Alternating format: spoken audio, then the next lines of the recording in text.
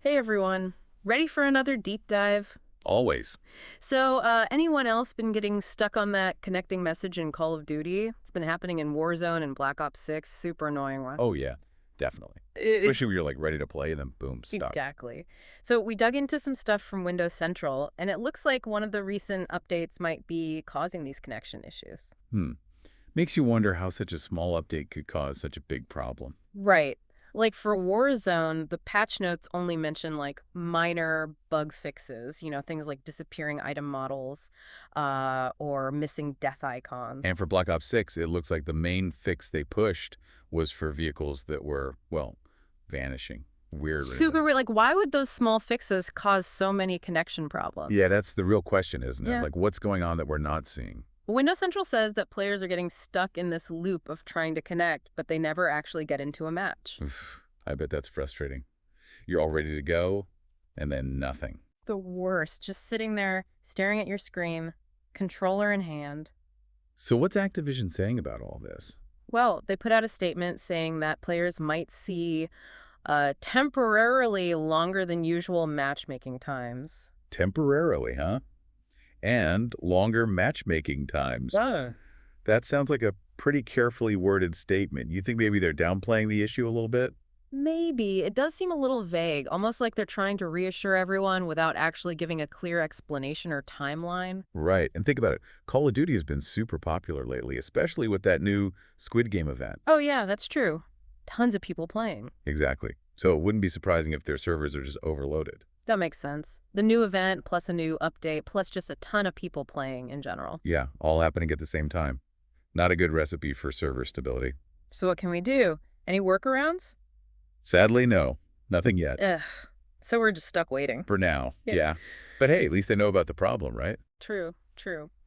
So where do we go from here? What are some possible explanations for this whole mess? It really does feel like we're trying to solve some kind of mystery. Right. We've got the clues, small update, tons of connection issues. Call of Duty's super popular. Now we just need to figure out what's really going on. Okay, so what are we thinking? What are the top theories?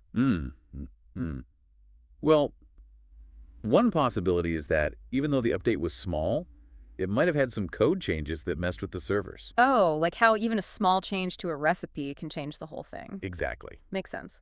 I'm not a coder or anything, but I know those little things can have a big impact. Oh, yeah, definitely. Especially with a game as complex as Call of Duty, millions of people playing all at once, even a tiny error could become a huge problem. Kind of like that butterfly effect thing, right? Small change here, huge effect somewhere else. Exactly. And another theory is that the update just came at a really bad time. Oh, you mean with the Squid Game event and everyone being home for the holidays? Yeah, like Yeah. it was just too much for the servers to handle all at once. So basically, a perfect storm of things going wrong. You got it. Which just goes to show how tough it is for game developers to keep things running smoothly. Especially with a game as popular as Call of Duty, everyone expects it to just work perfectly. And when it doesn't, Oh, yeah, the gaming community can be pretty intense sometimes. that's for sure. We love our games, and when we can't play, we want answers. But, thinking about it, this whole thing really shows how much gaming has changed. How so? Well, remember, back in the day, if a game had a bug, you were basically on your own. Yeah, like blowing on the cartridge to try and fix it. Good times. Uh-huh, right. But now, It's different. totally different. Now, one little problem can affect millions of players. Exactly. So yeah, online gaming has definitely become more fun, but also way more frustrating when things go wrong. Like this connection issue. Super frustrating. It's kind of ironic though, right? We have crazy fast internet, super powerful consoles, but then, We can't even connect to a game. yeah, like we're at the mercy of these servers no matter how good our tech is. It's like you could have the fastest car in the world, but if you're stuck in traffic. You're not going anywhere. Exactly. So I guess right now, we're all just stuck in Activision's server traffic jam. Yeah. But let's switch gears for a minute. Okay. While we wait for Activision to get this whole thing sorted out, what about our listeners? Yeah, good point. What can people do while they're waiting to play Call of Duty? Well, this could be a good time to finally play those other games you've been meaning to try. Oh, yeah. Like that huge backlog of games we all have? Uh-huh. Exactly. Or maybe even finally start that new show everyone's talking about. Ooh, or even do something in the real world. I know, right? Crazy idea. But hey, Maybe this is a sign to finally clean that closet you've been avoiding. Or finally learn how to cook something besides instant ramen. There you go.